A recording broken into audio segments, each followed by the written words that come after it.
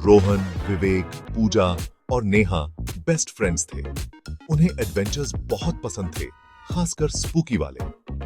एक दिन उन्होंने एक पुराने खंडहरनुमा घर को एक्सप्लोर करने का फैसला किया। लोगों का कहना था कि वो घर हॉन्टेड है। पक्का ना? क्या पता भूत दिख जाए तो। छोड़ो यार, भूत होते ही नहीं है, चलो करते हैं ये। वो घर एक सुनसान गली में था, बहुत पुराना और टूटा फूटा, जैसे किसी भूतिया कहानी से निकला हो। टूटी खिड़कियां और बरहा हुआ बगीचा, जैसे सालों से किसी ने यहां कदम नहीं रखा हो। जैसे ही वो करीब पहुंचे, एक ठंडी हवा चली जो उनकी रीढ़ की हड्डी में सिहरन पैदा कर रही थी, जिससे पेड़ हिलने लगे और फुसफुसाते हुए से लग रहे थे जैसे कोई अदृश्य शक्ति उन्हें देख रही हो। ये जगह तो बड़ी क्रीपी है। यहाँ आना सही फैसला था या नहीं, समझ नहीं आ रहा। मुझे बताने की जरूरत नहीं है यार, ये जगह सच में डरावनी है। चलो जल्दी से अंदर झांक के निकलते हैं, मुझे यहाँ ज्यादा देर नहीं रुकना। रोहन, जो स्पूकी फन के लिए एक्साइटेड था, उसने क्रीकी गेट को धक्का दिया और गेट की आवाज ने माहौल को और भी डरावना बना दिया और वो सब सावधानी से अंदर आ गए, हर कदम पर डरते हुए, जैसे कोई भूत उनका पीछा कर रहा हो, जैसे कोई भूत उनका पीछा तो सी के साथ।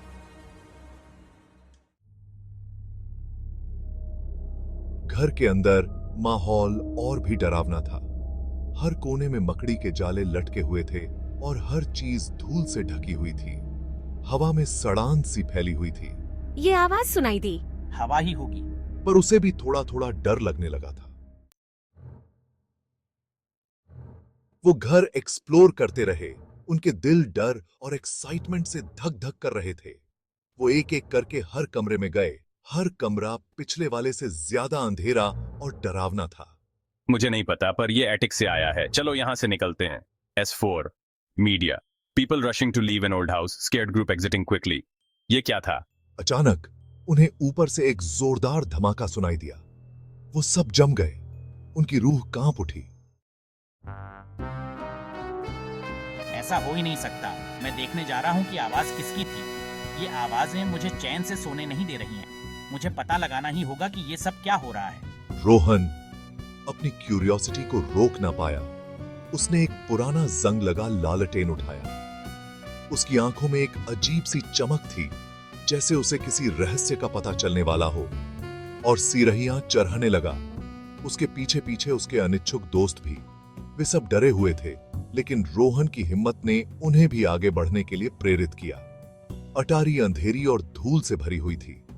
हर कोने में मकड़ी के जाले थे और हवा में एक अजीब सी गंध थी। एकमात्र खिड़की पर तख्ते लगे हुए थे, जिससे देखना मुश्किल हो रहा था। खिड़की से बाहर की रोशनी भी अंदर नहीं आ पा रही थी। रोहन ने लालटेन ऊपर किया और वो सब हांफ गए। उनकी आंखों के सामने जो दृश्य था, वह किसी भी डरावनी कहानी से कम नहीं था। अटारी के बीचों बीच खड़े थे एक चौकीदार की वर्दी पहने एक बूढ़े आदमी, जो बहुत हैरान दिख रहे थे।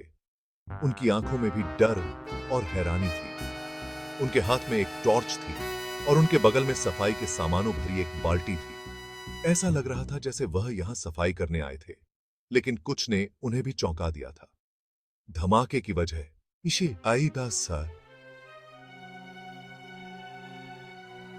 एक झाड़ू जो गिर गया था, उस झाड़ू के गिरने से ही वह आवाज आई थी जिसने सबको डरा दिया था। आप यहाँ क्या कर रहे हैं? हम तो बस यहाँ थोड़ी मस्ती करने आए थे। मैं यहाँ का रात का चौकीदार हूँ। ये जगह रात में सुरक्षित रखना मेरी जिम्मेदारी है। इस पुराने घर की जिम्मेदारी मेरी है। यहाँ बहुत से लोग डर के मारे आते हैं, लेकिन ये जगह सुरक्षित है। और तुम बच्चे ट्रेसपैसिंग कर रहे हो, ये खतरनाक हो सकता है। सारे दोस्त एक दूसरे को देखने लगे। उनकी आंखों में डर और हैरानी थी। उनका डर शर्मनाक हंसी में बदल गया। वो समझ नहीं पा रहे थे कि इस स्थिति में कैसे प्रतिक्रिया दें। वो भूतों से इतने डरे हुए थे कि उन्होंने ये सोचा ही नहीं था कि इस घर में कोई जिंदा इंसान भी हो सकता है। उनके दिमाग में बस भूतों की कहानियां चल रही थीं। जब वो घर से बाहर निकले तो उनके दिल की धड़कनें तेज थीं। तो चौकीदार की डांट उनके कानों में गूंज रही थी। उसने उन्हें समझाया कि ये जगह कितनी खतरनाक हो सकती है, पर वो खुद पर हंसना बंद नहीं कर पा रहे थे। उन्हें अपनी बेवकूफी पर हंसी आ रही थी। वो भूतों को ढूंढने गए थे, लेकिन उन्हें कुछ और ही मजेदार मिल गया, उनका अपना डर। ये अनुभव उनके लिए एक यादगार कहानी बन गया।